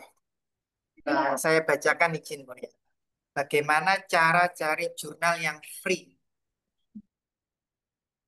Cara cari jurnal yang apa Pak? Yang free, yang tidak Oh, ada yang APK-nya. free, no APC ya. Baik, Bapak Ibu langsung masuk ke jurnalnya masing-masing ya, Bapak Ibu ya.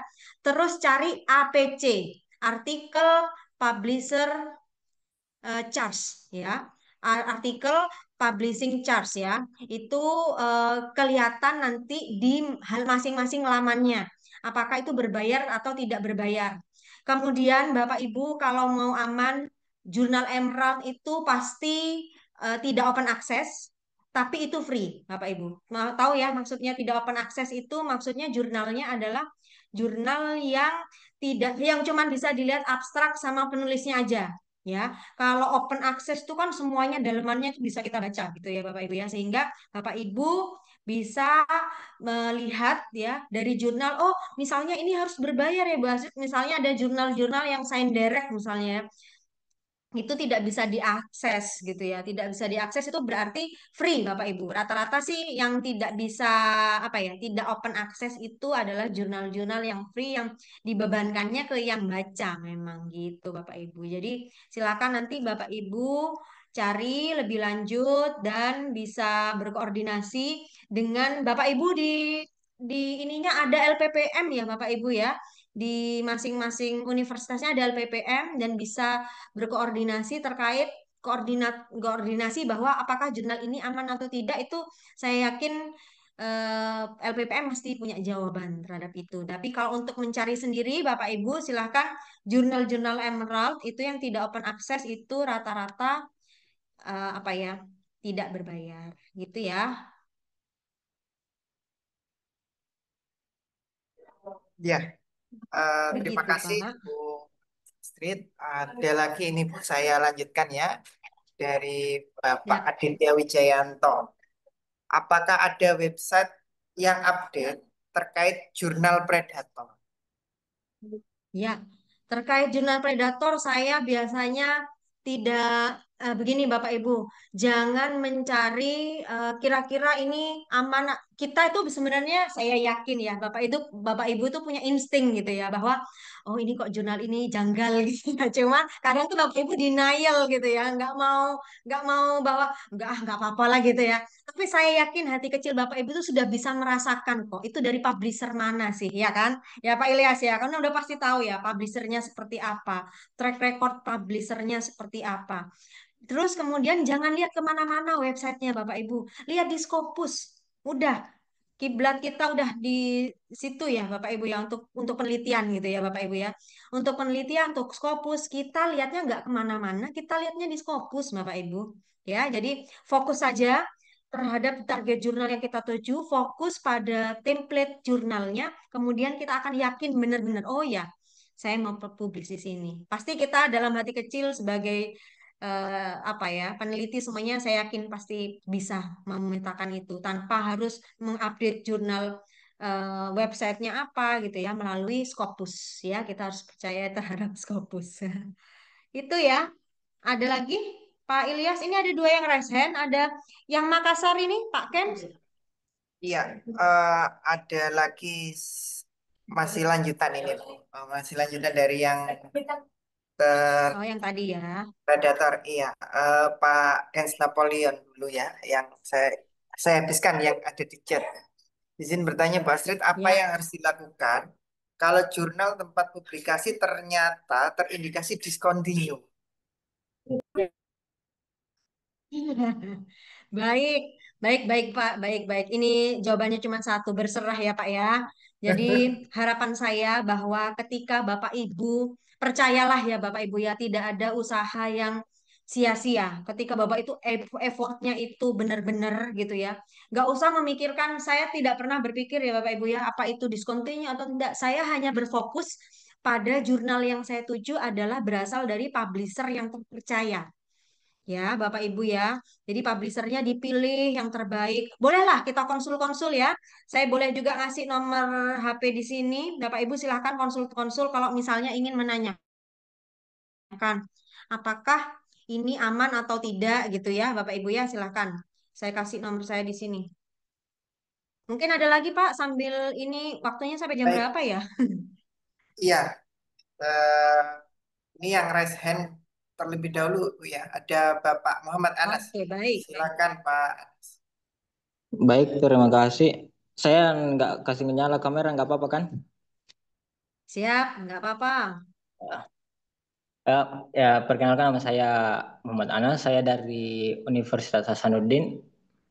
Sekarang saya mengejar pendidikan master di Universitas Hasanuddin. Saya ingin bertanya beberapa tentang artikel jurnal ini. Saya sudah beberapa menulis artikel jurnal itu, cuma bukan artikel penelitian. Cuma beberapa artikel yang jenis lain kayak misal literatur review, review book begitu dan lain-lain. Saya ingin bertanya bagian artikel penelitian, apakah kita bisa meminta itu Bu, kalau misal kita sudah submit di artikel kita di jurnal tersebut, eh, dia sudah kita submit itu apa kita bisa meminta LOA-nya begitu atau bagaimana itu Bu? Kalau memang tidak bisa pada saat kita submit, jadi kapan bisa diminta LOA-nya itu pada saat posisi apa? Begitu. Ya, baik. Kemudian masih Baik, ada Bu. terima kasih. Mas Anas lagi S2 ya di Unhas ya. Salam untuk Iya. Prof Medi ya. Oh iya Bu. Salam dari Bu Astrid gitu ke Prof Medi. Saya juga ingin Saya bertanya. kemarin ke Thailand sama Malaysia bareng beliau. Baik, Mas Anas. Jadi ceritanya ketika kita mau publikasi, yang pertama kita upload dulu gitu ya. Dan yang harus diperhatikan Mas Anas, kita tidak bisa memprediksi kapan kita accepted atau tidak gitu ya. Eh, Kalau misalnya butuh loa itu adalah ketika kita sampai ke accepted. Oke. Jadi memang benar-benar apa ya butuh waktu mereka untuk jadi begini Mas Anas, semakin cepat Mas Anas diberi keputusan gitu ya, kadang itu akan berbahaya. Ini beneran jurnal yang bereputasi atau tidak sih gitu ya. Jadi Mas Anas harus benar-benar menunggu dari prosesnya. Yang pertama, upload dulu sesuai dengan ketentuannya, kemudian tunggu prosesnya, itu nanti submit pun itu masih ada proses lagi ketika itu kembali Mas Anas. Misalnya abstraknya tidak sesuai, ada editor yang seperti itu gitu ya. Dikembalikan dulu baru nanti dibalikin lagi. Habis itu ada juga ketika nanti Mas Anas melakukan upload kemudian tidak sesuai dengan scope itu akan di reject namanya. Tapi ketika Mas Anas sudah menunggu lama kemudian tidak ada kepastian itu harus di email memang ya. Bagaimana kepastian jurnal saya? Tapi tidak menodong untuk loa ya Mas ya. Tidak untuk memastikan apakah ini diterima atau tidak, bukan. Bagaimana tahapan selanjutnya? Itu yang ditanyakan. Nanti Oh, kalau tadi ya, nanti saya kasih kata-kata apa yang harus kirimkan melalui email ke editor, ya. Jadi itu. Tapi ketika Bapak Ibu sudah WA itu, saya langsung dibalas besoknya Mas Anas dan langsung ada progres di punya saya. Jadi saya nunggu 3 bulan waktu itu, ya. Waktu 3 bulan hanya untuk melihat itu, untuk melihat progres. Setelah di progres, ternyata jawabannya adalah eh iya memang lagi menunggu reviewer karena reviewernya kembali lagi ya Mas Anas ya. Kalau Scopus iya. itu reviewnya pasti bukan satu, antara 2 atau 3 atau 4 ya bahkan ya. Jadi banyak Mas Anas menunggu mereka accepted aja, mereka menerima untuk mereview kita itu aja lama gitu ya. Terus yang selanjutnya Mas Anas baru ketika itu proses Mas Anas sudah direview kembali lagi ke Mas Anas direvisi, nanti bisa saja direvisi lagi, minta revisi lagi, balik lagi, kemudian ngupload lagi, ditolak lagi gitu ya, bukan ditolak, direvisi lagi. Nah, setelah direvisi yang kesekian, kemudian muncul di akunnya itu accepted, maka Mas Anas itu bisa meminta loa setelah nanti muncul accepted. Boleh saya off cam dulu sebentar ya, untuk saya Iya. tunjukkan progres ya. Ada waktu ya Mas Elias ya? Masih ada, Bu, masih ada. Kayaknya ini semangat semua soalnya ini masih ada yang resign juga ya.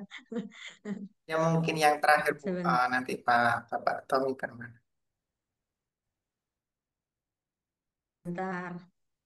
Kita menunggu. Ya, tapi menarik sih memang. Bapak Ibu silakan yang mau apa riset kolaborasi dan lain sebagainya bisa menghubungi lebih lanjut ya Bapak Ibu ya. Silakan. Kalau ini.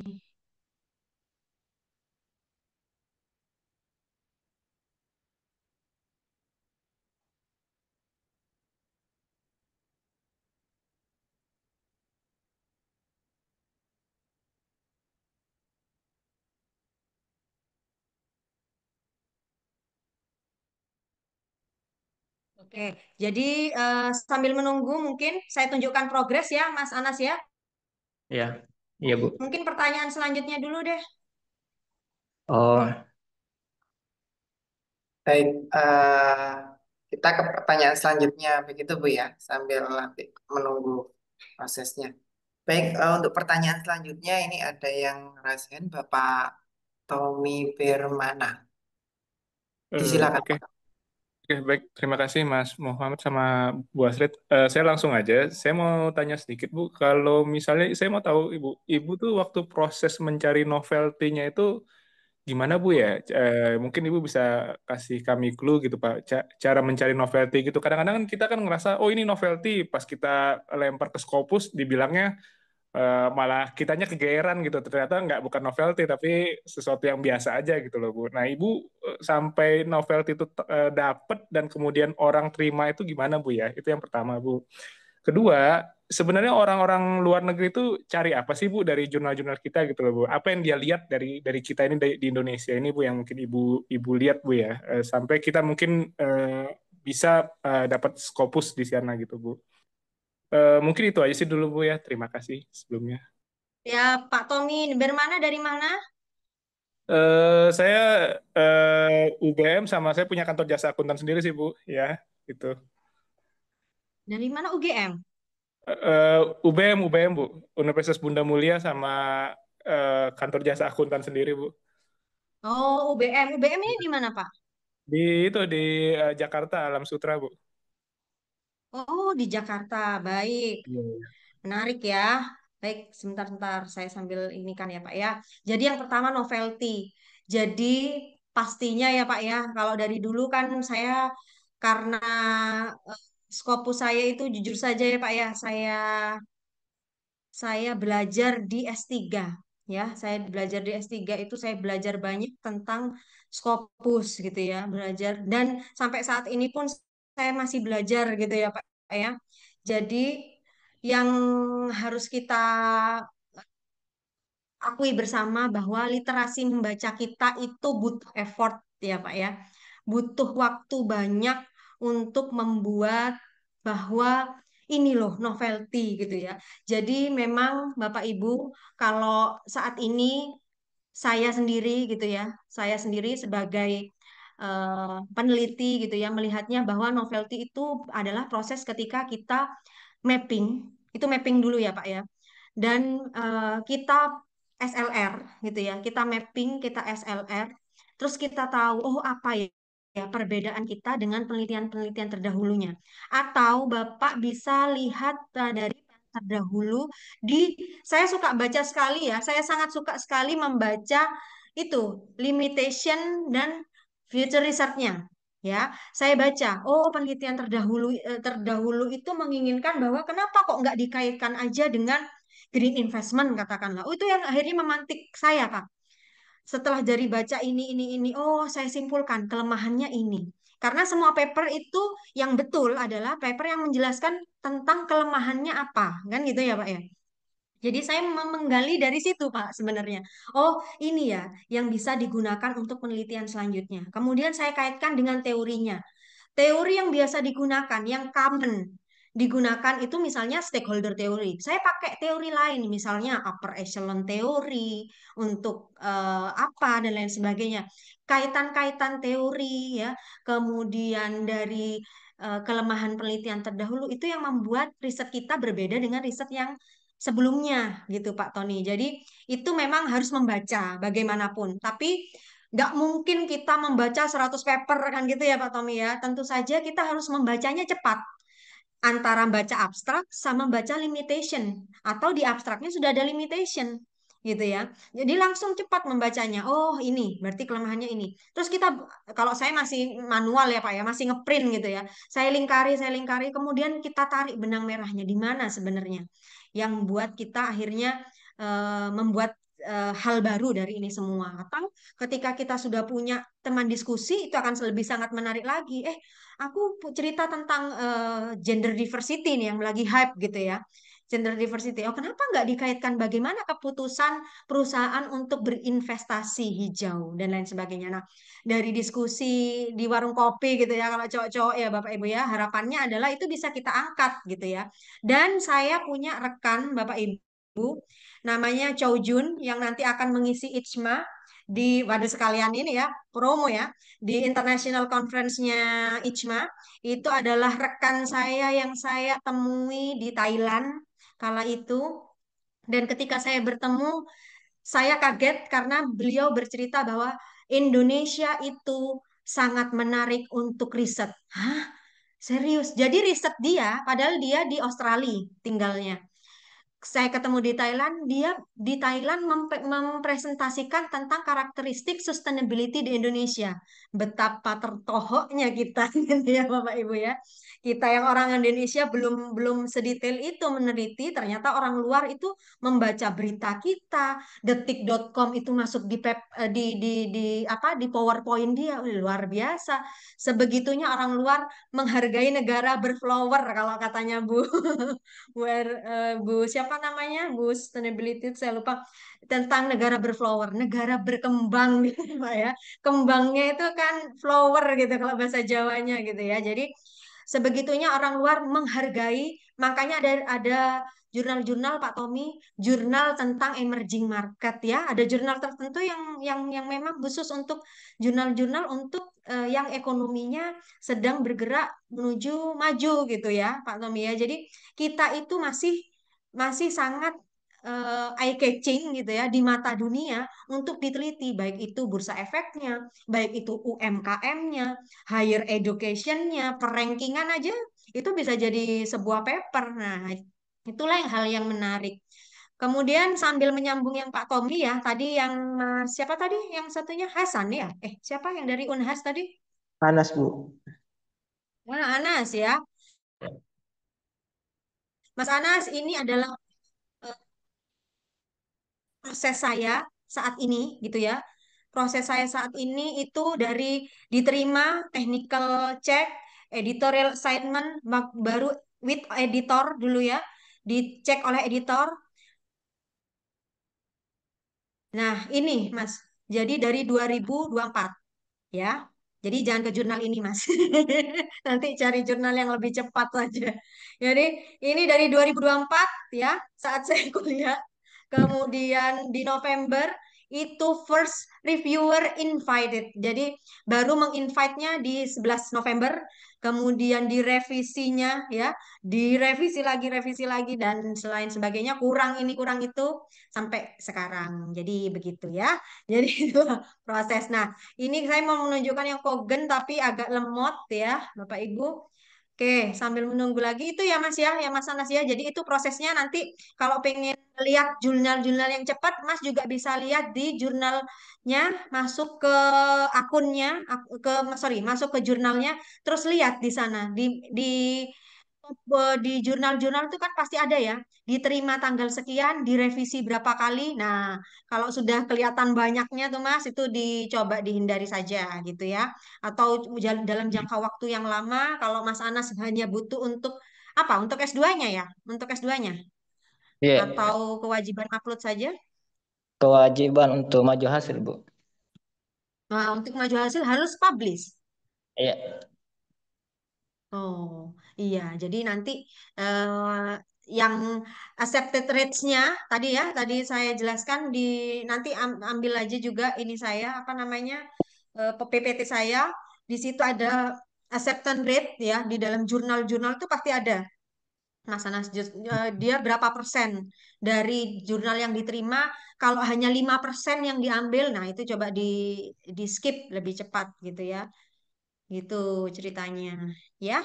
Itu ya mungkin semoga cukup mencerahkan Bapak Ibu ini karena masih loading. Yang penting ya itu ya Bapak Ibu ya, ketika accepted baru itu dapat LOA gitu ya. Jadi Bisa harus satu ada kali lagi, proses Bu, pertanyaannya, Bu. ya. Bisa lagi bertanya satu kali. Ya, gimana gimana?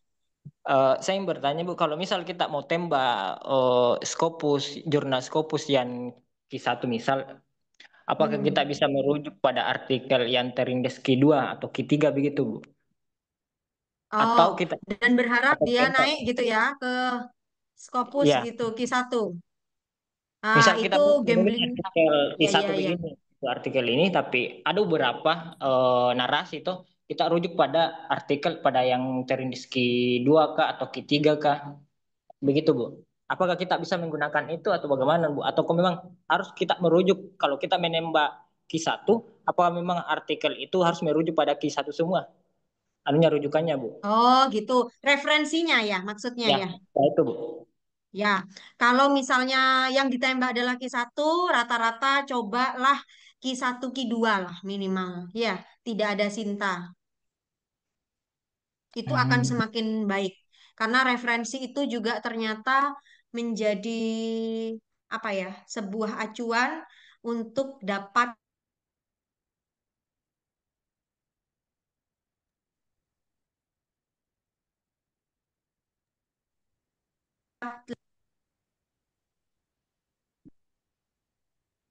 gitu ya Mas ya. Jadi kalau Q1 misalnya kepinginnya Q1, jadi harapannya juga Q1 lah yang ditembak gitu ya.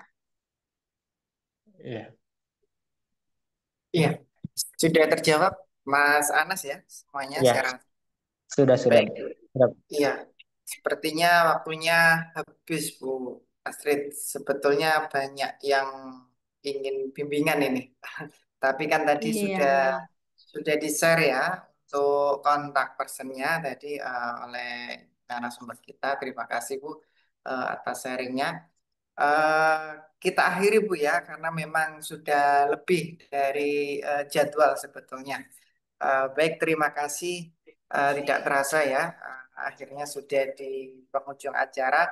Sebelum menutup webinar pada malam hari ini, saya ingin mengucapkan sekali lagi terima kasih sebesar-besarnya kepada Ibu Dr. Astrid Maharani yang sudi meluangkan waktunya malam-malam hari ini, begitu ya, di malam-malam gitu ya, eh, masih mau berbagi ilmu dengan kita.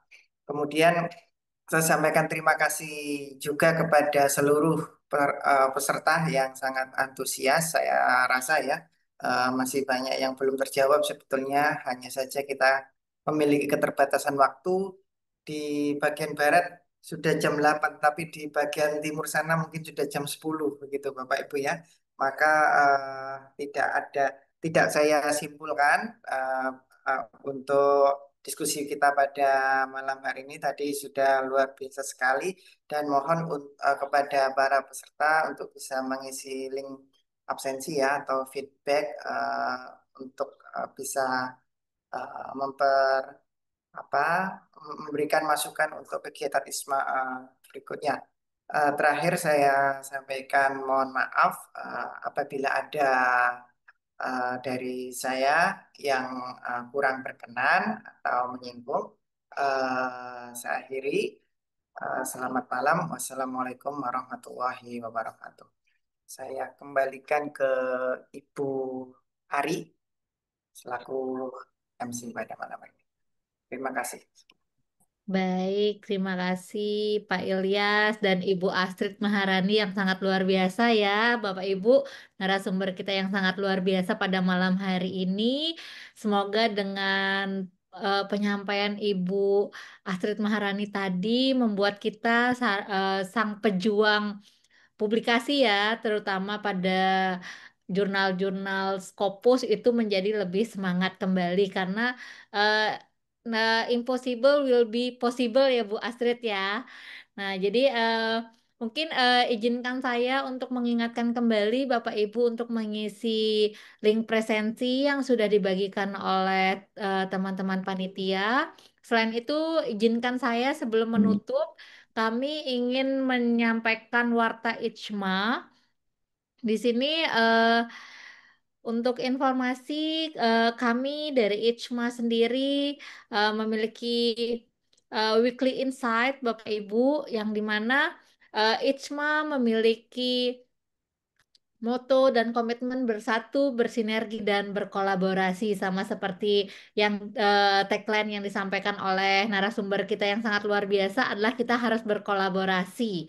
Nah, jadi Ijma pun di sini memiliki eh, apa ya istilahnya ya, cita-cita bersama yaitu bersatu, bersinergi dan berkolaborasi. Nah, jadi kami dari Ijma sendiri sangat mengucapkan terima kasih yang sangat luar biasa, penghargaan yang sangat luar biasa kepada narasumber kita yang sangat hebat, Ibu Astrid Maharani.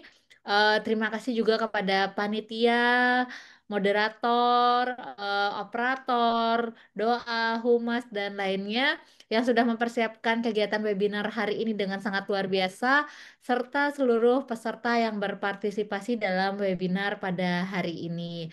Nah, kami mengingatkan kembali untuk mengisi link presensi dan link evaluasi karena nanti pada kegiatan Dies Natalis Ijma yang keempat akan dilakukan pengundian dan akan mendapatkan door prize yang menarik Bapak Ibu. Halo Sobat Cendekia. Nah, Mari selain kita itu gerakan juga untuk kegiatan Ijma sepekan ini tanggal 26 Juli hingga Sabtu, tanggal 2 Agustus tahun kita 2025. sudah melakukan kegiatan tanggal 26 yang lalu itu Tanggal 26 Juli tahun 2025, pukul 7.30 waktu Indonesia Barat, webinar itu autoetnografi menyelami pengalaman pribadi untuk memahami realitas sosial dengan narasumber Dr. Tri Handayani Amalia, SE, AK, MSI, CA. Sabtu, tanggal 26 Juli tahun 2025, pukul 10 waktu Indonesia Barat.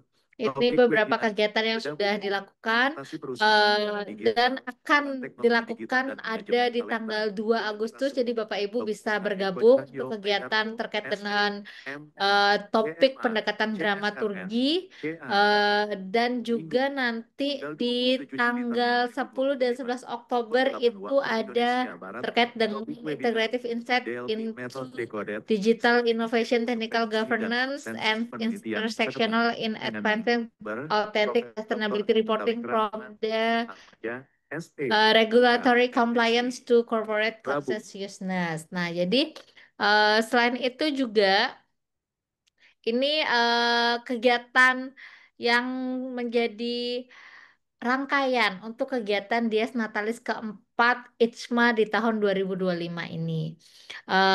Ditunggu kehadiran Bapak Ibu untuk mengikuti kegiatan-kegiatan selanjutnya dan kegiatan terdekat esok di tanggal 2 Agustus di hari Sabtu, serta kegiatan inti itu akan ada di bulan Oktober besok. Nah, di sini Bapak Ibu silahkan untuk bergabung di link registrasi yang sudah ada dan mari bergabung bersama kami di ICMA Ikatan Cendekiawan Muda Akuntansi. Eh, Demikian dari saya. Mohon maaf jika ada yang kurang berkenan. Terima kasih dan semoga Bapak Ibu sehat selalu. Akhir kata saya ucapkan selamat malam. Assalamualaikum warahmatullahi wabarakatuh. Shalom, Om Santi Santi Santi Om. Salam kebajikan dan sehat untuk kita semua. Selamat malam. Selamat malam.